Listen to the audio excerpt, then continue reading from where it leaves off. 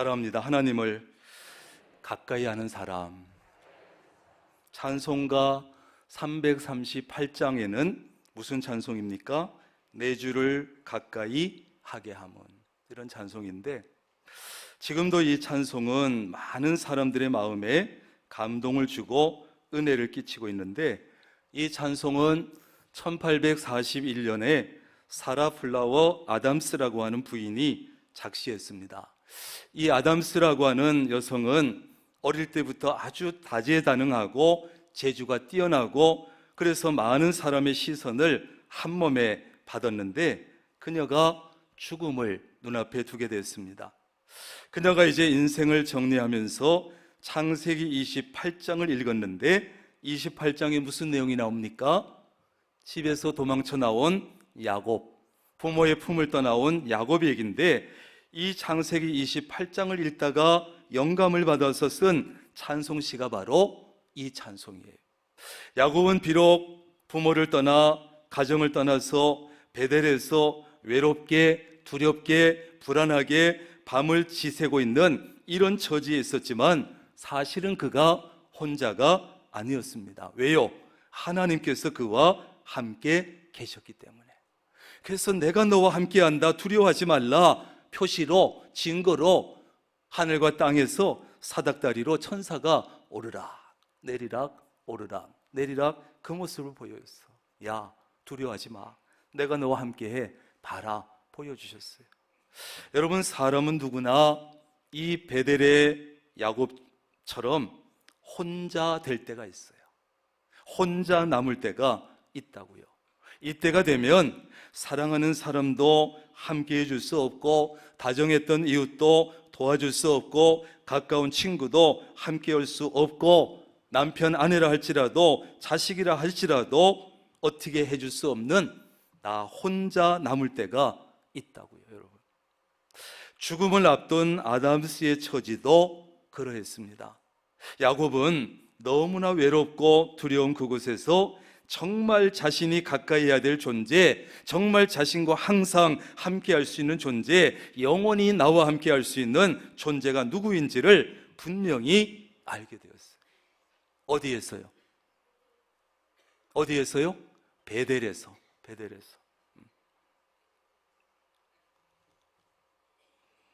그 베델에서 정말 내가 누구를 가까이 해야 될까? 그걸 분명히 알게 되었는데, 그 존재가 누구냐 하면 바로 하나님이었죠. 하나님을 가까이 하는 사람은 여러분 외롭지 아니하고, 하나님을 가까이 하는 사람은 모든 고통도 감당해낼 수 있고, 하나님을 가까이 하는 사람은 죽음까지도 두려워하지 않습니다. 환경이나 상황이 아무리 어려워도 하나님과 함께하는 삶에는, 하나님을 가까이 하는 사람에게는 기쁨이 있고 행복이 있고 평안이 있습니다. 오늘 1절 말씀에 보면 가까이 나오라, 내게 가까이 나와라, 가까이 와라, 가까이. 그렇다면 하나님을 가까이 하는 사람은 어떤 삶을 사는가? 첫째로, 하나님을 가까이 하는 사람은 하나님 앞에서 잠잠합니다. 어떻다고요? 잠잠해요. 오늘 1절 말씀 처음 부분에 보면 이렇게 말씀합니다. 내 앞에서 잠잠하라, 내 앞에 잠잠하라, 이렇게 말씀해요. 여러분, 신앙생활을 잘할 수 있는 비결은 여러 가지로 말할 수 있겠지만, 신앙생활을 잘할 수 있는 중요한 비결 가운데 하나는 이겁니다. 하나님이 내 마음에 들게 되기를 바라지 말고, 내가 하나님 마음에 들려고 최선을 다하는 것이에요. 시작.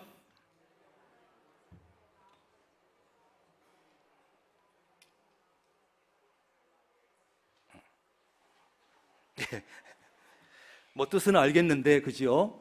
구체적으로 한 글자 한 글자 따라하기는 쉽지 않지요. 하나님이 내 마음에 들기를 바라지 말고, 내가 하나님 마음에 들려고 최선을 다하는 거예요.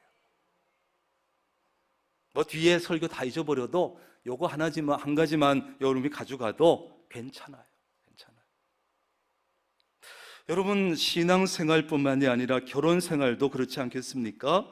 결혼 생활을 잘할 수 있는 비결도 뭐 이거다 저거다 쩍쩍거리면서 어렵게 얘기할 수 있지만 비결은 간단합니다. 남편이 아내가 내 마음에 들게 하기를 바라지 말고 내가 배우자 남편 아내 마음에 들려고 최선을 다하면 되는 거예요. 요쪽 동네만 하면 그렇잖아요. 신앙생활도 결혼생활도 그런 거예요. 근데 이건 우리가 잘 하지 못해. 배우자가 내 마음에 좀 들게 안 해주나, 하나님이 내 마음에 들게 좀 안 해주나, 그것만 생각하지요. 어떻게 하면 우리가 하나님의 마음에 들 수 있겠습니까? 하나님 앞에 잠잠하는 거예요. 입을 닫는 거예요. 하나님의 모든 섭리와 하나님의 역사하심과 하나님의 인도하심에 잠잠하게 입을 닫고 감사하면서 따라가고, 입을 닫고 감사하면서 순종하고, 이것이 신앙생활 잘할 수 있는 비결이에요. 여러분, 우리는요 인생길이 그냥 내 인생길이 시원하게 뻥뻥 뚫리는 것만 형통이라고 생각하고 복이라고 생각하는데, 그러나 때로는 인생길이 막히는 것도 복이 될 때가 있다. 대답하기 싫지요. 인생 막힐까 봐. 그러나 여러분 잘 생각하세요. 인생길이 뚫리는 것만 복이 아니다. 때로는 인생길이 막히는 것도 복이 될 때가 있다. 2001년 9월 11일 화요일인데 오전 8시 45분에 미국에서 일어난 9.11 테러가 있어요. 제 친구 목사가 미국 들어간 날이라 아는데, 어떤 교민은 그날 무역센터로 출근을 하는데 길이 너무 막혀가지고, 차가 막혀가지고 출근이 늦었습니다. 그래가지고 발을 동동 구르고 짜증을 냈습니다. 그런데 나중에 보니까 길이 막혔기 때문에 살았어요. 길이 안 막혔으면 죽었어. 길이 막혔기 때문에 살았어요. 우리 미국에만 그렇습니까? 몇 년도입니까? 우리 성수대교가 무너졌을 때도 그런 일들이 많이 있었지요. 막 버스 달려가서 잡아가지고 억지로 탄 사람은 죽기도 하고, 버스를 놓쳐가지고 늦었다고 난리쳤던 사람은 살고요. 여러분, 길이 뚫리는 것도 복일 수 있고 길이 막히는 것도 복일 수 있습니다. 내가 정말 하나님의 자녀라는 사실을 확신한다면, 내가 정말 하나님의 자녀라는 사실을 확신한다면 좋은 일이 많이 생기고 길이 열리는 것도 은혜지만 좋지 않은 일이 생기고 길이 막히는 것도 은혜요 복인 줄로 믿습니다. 우리의 삶 속에 일어나는 모든 사건은 우연은 없습니다. 우연은 없어요. 우연인 것처럼 보일 뿐이지 우연은 없습니다. 하나님은 전지전능하시고 하나님은 살아계십니다. 좋은 일에도 좋지 못한 일에도 그 하나님의 섭리가 있습니다. 그리고 하나님의 자녀된 우리를 향하신 하나님의 섭리는 내가 보기에 좋아 보이지 않는 일에도 우리를 좋게 하시려는 하나님의 뜻이 숨어 있습니다. 모든 것이 합력하여 선을 이루게 하십니다. 우리는 그것을 확신하고 살아야 합니다. 어떤 고난을 만나도 침착성을 잃지 말아야 합니다. 믿음이 흔들리지 말아야 합니다. 하나님의 사랑을 의심하지 말아야 합니다. 그러면 뭘 해야 될까요? 어려움이 왔어, 고난이 왔어, 만났는데 침착성 잃지 않아, 믿음 흔들지 아니하고 하나님 사랑 의심하지 않아. 그러면 그 다음엔 뭘 해야 됩니까? 잠잠히 하나님을 바라보는 거예요. 좋지 않아 보이는 일을 만날지라도, 내가 보기에는 영 좋아 보이지 않는 일일지라도 함부로 입을 열지 않는 거예요. 너무 성급하게 불평하고 성급하게 원망하지 말아야 됩니다. 나중에 후회합니다. 부끄럽습니다. 하나님 앞에서 잠잠해야 합니다. 함부로 입을 성급하게 잘못 열면 그런 상황에서는 실수하기 쉽고 입으로 말로 죄짓기 쉽습니다. 어려운 일을 당할수록 하나님 앞에서 잠잠해야 하는 거예요. 입을 닫는 거예요. 그리고 그 일을 통해서, 내가 좋아 보이지 않는 그 일을 통해서 하나님께서 어떤 일을 이루어 가시는지, 어떻게 행하시는지, 어떤 것으로 인도하시는지 잠잠히 지켜보는 것이에요. 그게 믿음이에요. 쉽지 않습니다. 믿음 없이는 절대 할 수 없는 것이거든요. 그리고 어려울 때일수록 하나님의 말씀을 가까이 하는 거예요. 따라합니다. 입은 닫고 말씀은 가까이 하고. 그런데 우리는 반대로 할 때가 많아요. 어려움을 당하면 사람들의 말에만 귀를 기울이고 방황하고 움직이고 왔다 갔다 하고 어찌할 줄 모르고 사람들의 말에만 귀를 기울이는 거예요. 하나님의 말씀을 가까이 하고 말씀에 귀를 기울여야 되는데 사람의 말에 어찌할 줄 모르는 거예요. 평소에는 그래도 성경도 곧잘 읽었는데 예배도 잘 드렸는데 하나님의 말씀에 귀도 기울였는데 이상하게 어려운 일을 만나면 오히려 성경도 잘 읽지 않고 예배도 소홀히 하고 그러니까 하나님의 말씀도 듣지 못하고 엉뚱한 신앙의 사람답지 못한 길을 가는 거예요. 설교를 들어도 정신은 딴 데가 있어요. 그래서 말씀을 흘려듣고 제대로 말씀을 듣지 못해 대단히 어리석은 일이죠. 혹시 히터가 켜 있으면 꺼주세요.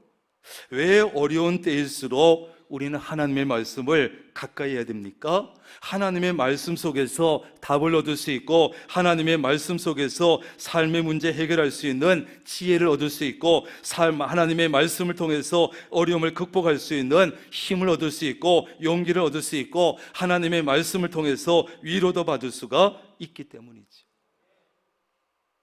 때로는 다른 사람의 말 한마디가, 때로는 사람의 말 한마디가 위로가 되고 힘이 될 때가 물론 있습니다. 문제의 답을 얻을 때도 있고 용기를 얻을 때 있고 힘이 될 때가 있습니다. 예를 들면 몸에 좀 이상한 증상이 있어. 그럼 어때요? 불안하지요? 불안하고 두려운 마음이 들어. 혹시 나쁜 병은 아닐까?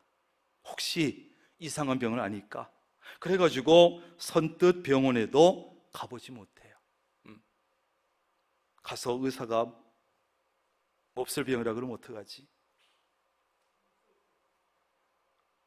병원에도 잘 가보지 못해. 그러다가 용기를 내가지고 병원에 갔어요. 그래서 의사를 만나서 면담하고 좀 검사하고 다 했는데 의사가 아무것도 아니래. 그럼 어때요? 갑자기 마음이 가벼워지고 세상이 아름다워지고 막 낙엽이 아름다워지고 그래요. 여러분, 사람의 말도 그러한데 하나님의 말씀은 어떻겠느냐 하는 거예요. 하나님의 말씀을 가까이 하면 모든 문제를 넘어서 마음의 평안이 찾아올 줄로 믿습니다. 사람의 말도 그런데 하나님의 말씀을 우리가 가까이 할 때 어떤 일이 일어나겠느냐. 어려운 일을 만날수록 마음이 상할수록 화가 날수록 속이 상할수록 하나님 앞에서 잠잠해야 돼요. 입을 닫아야 돼요. 그런 때는 말을 쏟아놔봐야, 말을 해봐야 좋은 말, 긍정적인 말, 믿음의 말이 안 나옵니다. 여러분들 막 얘기하다 이런 얘기하지요. 내가 말이야 이런 말은 안 하려고 했는데 말이야. 그럴 때는 안 해야 돼. 하면 안 되는 거예요. 그런데 꼭 해. 그래가지고 상처를 주고 싸움을 일으키고 문제를 일으켜. 내가 이 말은 안 하려고 했는데 안 하려고 했으면 안 해야 돼요.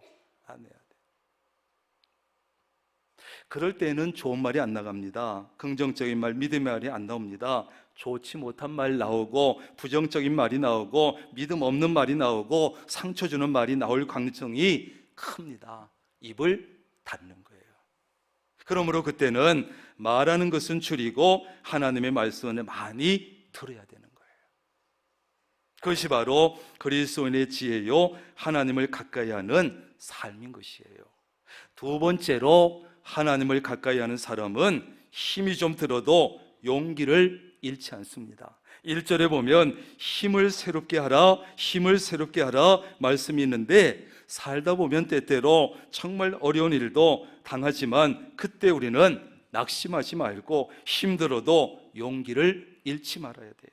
다시 한번 마음을 다져먹고 힘을 내고 용기를 내야 합니다. 오늘 말씀대로 하면 힘을 새롭게 해야 돼요. 그러나 그것은 내게서 나오는 게 아니에요. 내가 힘을 낸다고 해서 내 안에서 나오는 것이 아니라 하나님께로부터 오는 줄로 믿습니다. 내가 힘낸다고 사실 힘 나집니까? 하나님께로부터 와야지. 중요한 것은 그때 용기를 잃지 아니하고 하나님께 가까이 나아가는 거예요. 그러면 하나님께서 반드시 어떤 어려움도 극복할 수 있는 힘을 주십니다. 주십니다.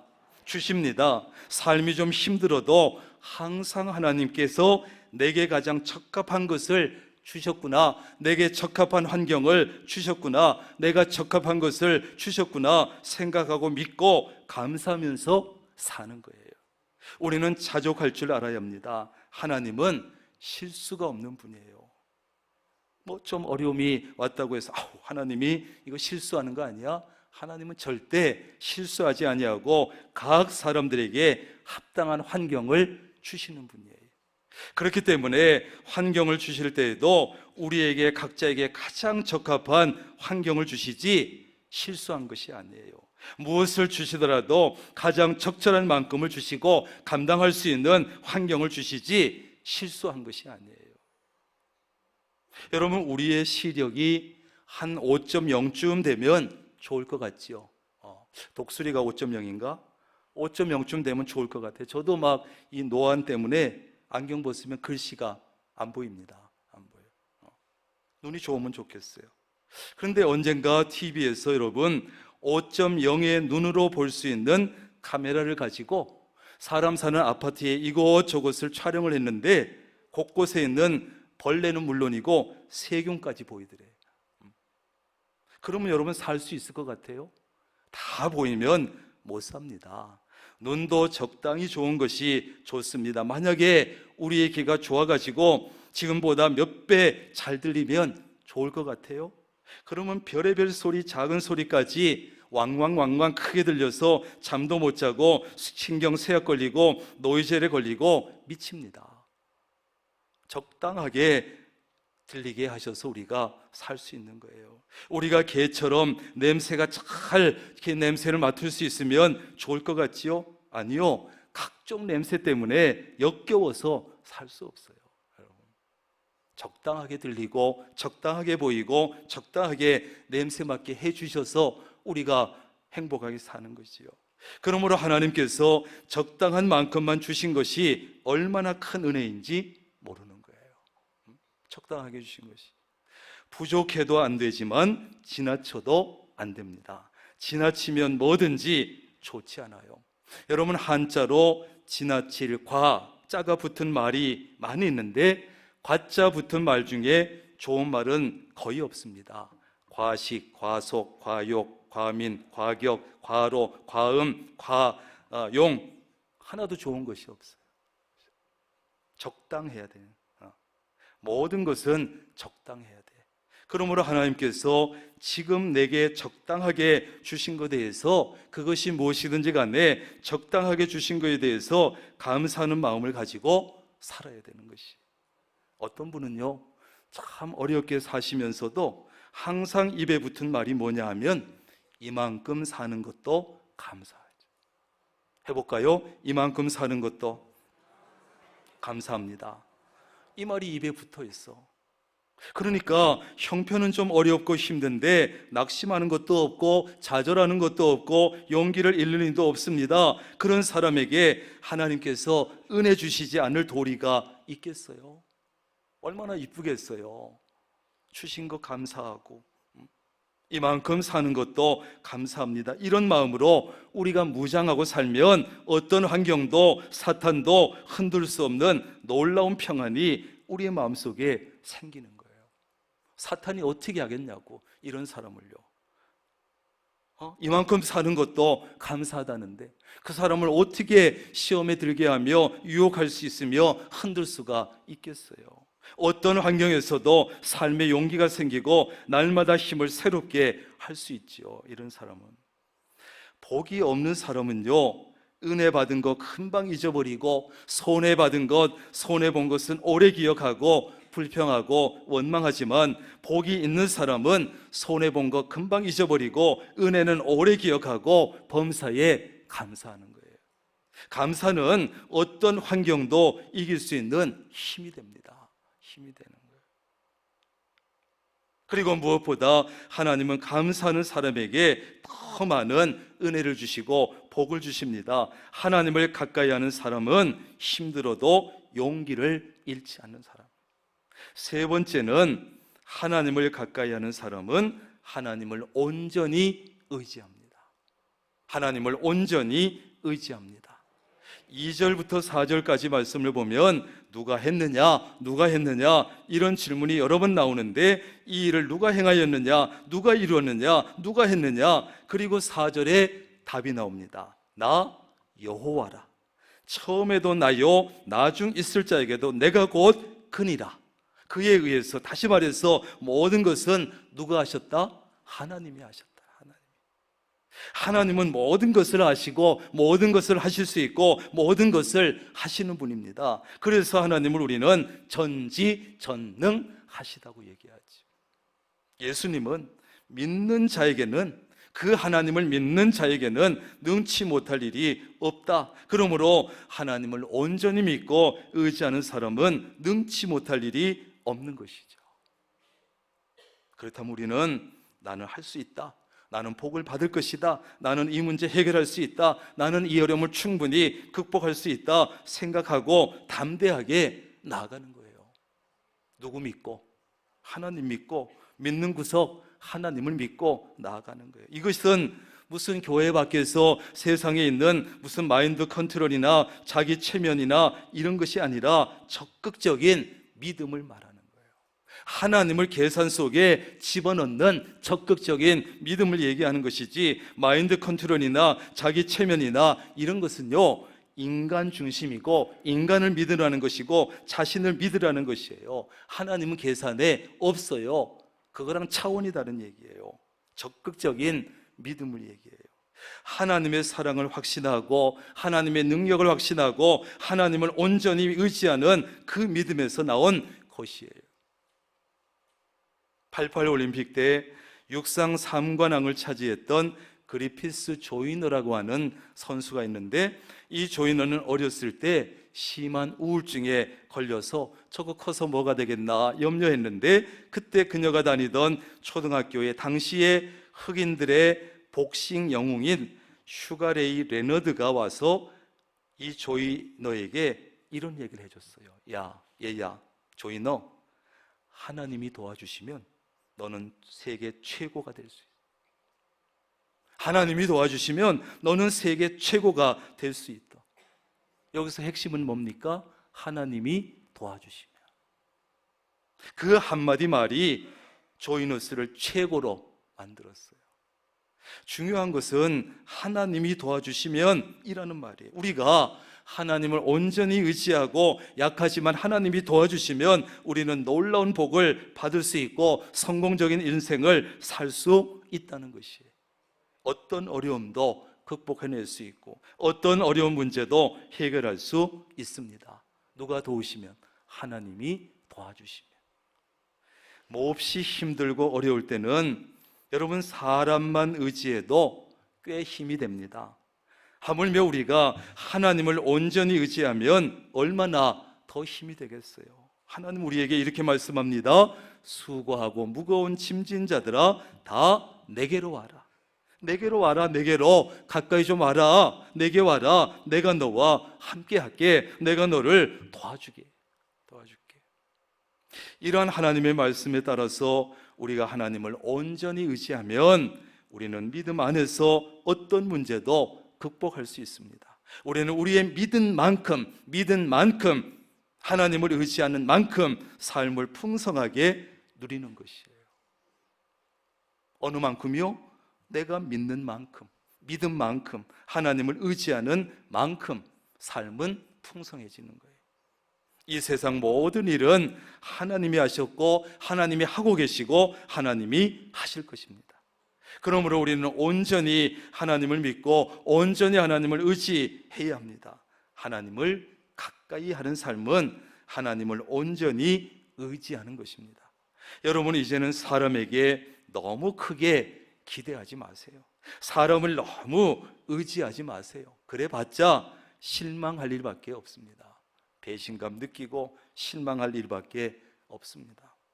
이제 그거보다는 믿음으로 하나님을 온전히 의지하고 살아가기를 바랍니다. 하나님. 마지막으로 하나님을 가까이 하는 사람은 하나님을 더욱더 사랑합니다. 하나님을. 대부분 그리스도인들을 물어보세요. 하나님을 사랑하지 않는다는 사람은 거의 없습니다. 거의 없어요. 하나님을 전부 다 사랑한다고 입술로 고백하고 기도로 고백하고 찬양으로 고백하고 하나님 사랑한다고 눈물도 흘립니다. 문제는 많은 사람이 마음으로만, 생각으로만, 입술로만 하나님을 사랑하는 거예요. 그리고 스스로 속는 거예요. 내가 하나님 사랑하고 있구나. 내가 기도할 때도 하나님 사랑한다고 했고, 찬양할 때도 사랑한다고 했고, 입술로 사랑한다 했으니 자기가 하나님 사랑하는 줄로 착각한다니까요. 따라합니다. 착각하지 말자. 착각하지 마세요. 이제는 하나님에 대한 사랑을 구체적으로 표현을 해야 돼요. 따라합니다. 표현하지 않는 사랑은 사랑이 아니다. 이건 사람에 대한 사랑도 하나님에 대한 사랑도 마찬가지 아니겠어요? 표현하지 않는 사랑은 사랑이 아니에요. 우리가 어떻게 그러면 하나님에 대한 사랑을 구체적으로 표현할 수 있습니까? 성경은 교회가 주님의 몸이다. 교회가 주님의 몸이다. 그러므로 교회를 사랑하는 것은 주님을 구체적으로 사랑하는 좋은 방법 중에 하나다. 여러분, 교회를 사랑함으로 하나님에 대한 사랑을 좀 구체적으로 표현할 수 있기를 바랍니다. 시편 84편 말씀에 보면 하나님은 교회를 사랑하는 자에게 해가 되어주고 방패가 되어주고 은혜와 영화를 주시고 좋은 것을 아끼지 아니하고 주겠다 약속하셨어요. 뭘 사랑하면? 교회 사랑하면. 교회를 사랑하는 사람은 교회에 와서 하루 지내는 것을 다른 곳에서 첫날 사는 것보다 낫다고 생각한대요. 쉽게 말해서 여러분이 노래방에 가서 1000시간 노는 것보다, 바닷가 가서 1000시간 노는 것보다 이렇게 교회에 와서 1시간 예배 드리는 것을 더 유익하다 생각하고 더 좋아한다면 여러분은 그 사람은 그래도 교회 사랑하는 것이고 하나님 사랑하는 사람 아니겠어요? 교회를 사랑하지 않는 사람은요, 교회 오는 것 자체가 별로 싫어. 교회 오는 것 자체가 1시간 예배 드리는 거 아까워, 힘들어하고 지루해. 주일날 교회 와서 예배 드리지 않으면 벌이라도 받을까 봐 억지로 와. 교회 와서 봉사하고 헌신하는 것은 쓸데없는 일이라고 생각해. 그러나 눈총 받을까 봐, 교회에서 전화 올까 봐, 신방 올까 봐 오는 거야. 교인들과 어울리는 것도 별로 좋아하지 않아. 개모임만 열심히 해가지. 누가 교회 욕하면 함께 욕하는 거야. 교회 욕하는. 그게 교회 사랑하면 그렇게 되겠습니까? 누가 교회를 비판하면 아프게 듣고, 그리고 나라도 정말 제대로 해서 교회가 욕먹지 아니하도록 애쓰고, 이게 교회 사랑하는 거지. 교회를 사랑하는 사람은 교회 오는 것 자체를 좋아하고요, 교회에 와서 봉사하고 헌신하는 것을 큰 기쁨으로 여기고요, 교회에 와서 성도들과 교제하고 대화하고 어울리는 것을 좋아하고요, 정말 하나님을 사랑한다면 주님의 몸된 교회를 더 사랑해야 돼요. 더 사랑. 여러분, 사랑하는 사람이 생기면 그냥 밋밋하게 가만히 있습니까? 기쁘게 해주기 위해서 최선을 다하고, 100일 됐다고 꽃다발 사주고, 200일 됐다고 선물 사주고. 마찬가지로 여러분이 정말 하나님을 사랑한다면 하나님을 어떻게 기쁘게 해드릴까? 하나님 기쁘게 해드리는 방법 중에 교회를 사랑해야 된다는데, 교회를 내 몸처럼 어떻게 사랑할 수 있을까 고민해야 되는 거 아니에요? 물어보면 다 하나님을 사랑한다는데 이 대예배실 청소할 사람이 없대. 무슨 교회 사랑이 그래요? 여전도 연합회에서 내년에 연합회 총무를 찾고 있다는데 없대. 전부 다 거절하고. 무슨 교회 사랑이 그래? 우리 교회 시무권사가 84명인데 총무 하나를 없대. 총무 하나. 무슨 교회 사랑이 그래? 자기 할 거 다 하면서. 여러분, 하나님과 가까워지면 복을 받고 은혜를 받고 행복해집니다. 사람들은 대개 절망적인 어려움을, 큰 어려움을 당해야 겨우 하나님을 찾고 기도하고 하나님께 가까이 기어 나옵니다. 그것은 절망적인 어려움을 달라는 것밖에 되지 않잖아요. 하나님 가만히 보니까 저 사람은, 저 이동성 목사는 죽도록 어려워만 나를 찾고 기도하네. 그럼 어려움 달라는 거하고 똑같잖아요. 인생길이 뚫리든 막히든 하나님을 가까이 하면 되는데, 여러분 인생길이 막힐 때나 뚫릴 때나 하나님을 찾고 하나님을 가까이 할 수 있기를 바랍니다. 내 주를 가까이 하게 함은 십자가 짐 같은 고생이나 내 일생 소원은 늘 찬송하면서 주께도 나가기 원합니다. 이것이 여러분의 진실한 신앙의 고백이 되기를 바랍니다. 성경적인 복의 원리는 이렇게 두꺼운 성경이지만 간단해요. 따라합니다. 하나님을 멀리하면 불행해지고 하나님을 가까이 하면 복을 받는다. 이거예요. 아주 간단해요. 아주 간단해요. 이 원리는 세상이 아무리 바뀌고 과학이 아무리 발달해도 바뀌지 않는 원리입니다.